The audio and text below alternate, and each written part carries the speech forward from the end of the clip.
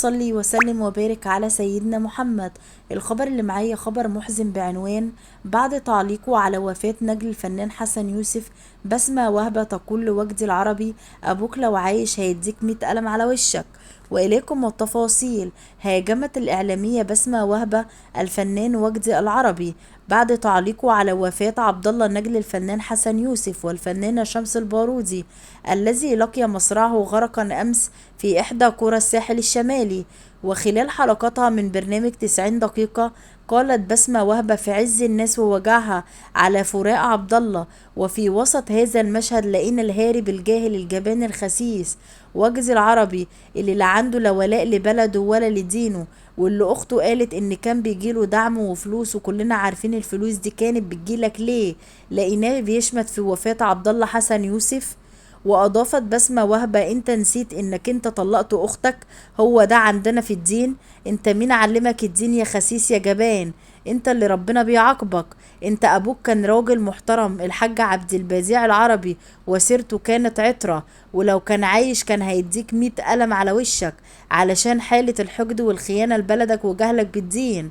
وواصلت بسمة وهبة كلامها ضد وجدي العربي: الابتلاء ارتقاء، اللي ما عندوش ابتلاء يدور في حياته كويس. سامع يا جاهل يا خسيس يا جبان؟ ليه حد بيشمت فيه الموت؟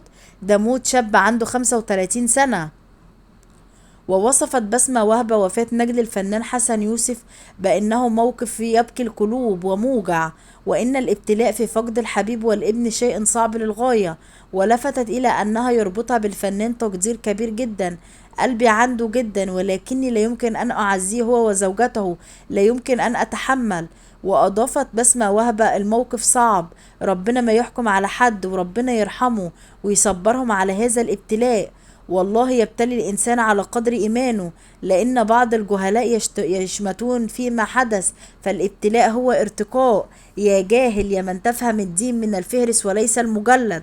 ووجهت الإعلامية رسالة للفنان حسن يوسف وزوجته شمس البارودي، رسالة على الهواء، وقالت: عظم الله أجركم، واللهم اجعلها عليكم بردا وسلاما كما جعل النار بردا وسلاما على سيدنا إبراهيم.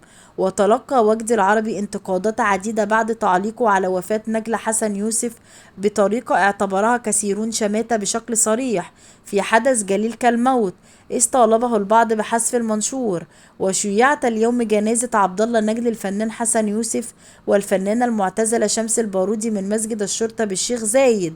ووصل حسن يوسف وشمس البارودي إلى مسجد الشرطة حيث تقام الجنازة. وتحدث حسن يوسف إلى المحيطين به عن ابنه وإنه كان سباحا ماهرا ليحاول الجميع مواساته.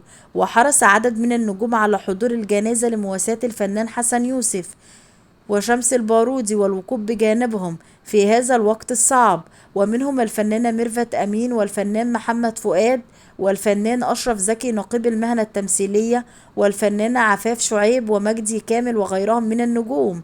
وتوفي نجل حسن يوسف غرقا يوم الأحد في إحدى قرى الساحل الشمالي، وتم نقل الجثمان لمستشفى العالمين.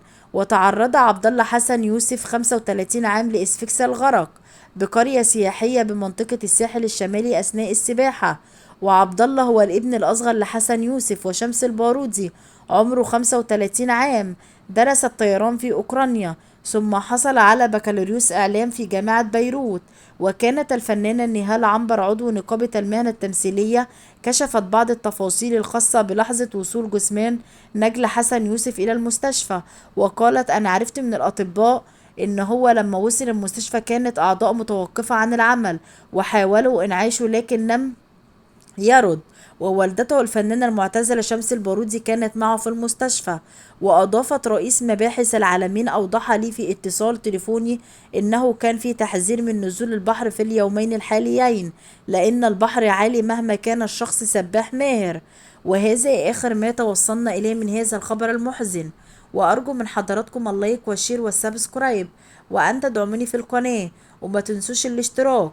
شكرا لحضراتكم، مع السلامة.